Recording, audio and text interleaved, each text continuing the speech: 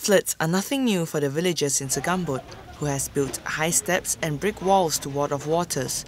But the floods on Tuesday was too severe and damaged most houses in the village areas.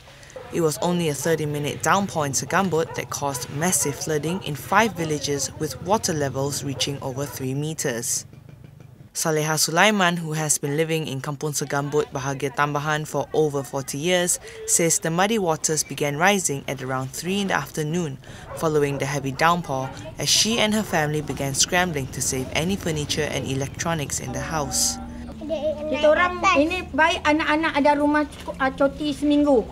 Kalau tak ada, kita orang mak-mak juga yang lari sini tu, anak saya lari sini selamat tadi pun tak boleh, semua tumbang. Memang dah selalu macam ni. Sini juga yang kuat, tempat lain kurang. Sini, tiap-tiap banjir, mesti sini juga banjir. Sri Hatama's Fire and Rescue Department Chief, Rodslan Othman, says over 250 households has been affected by the floods.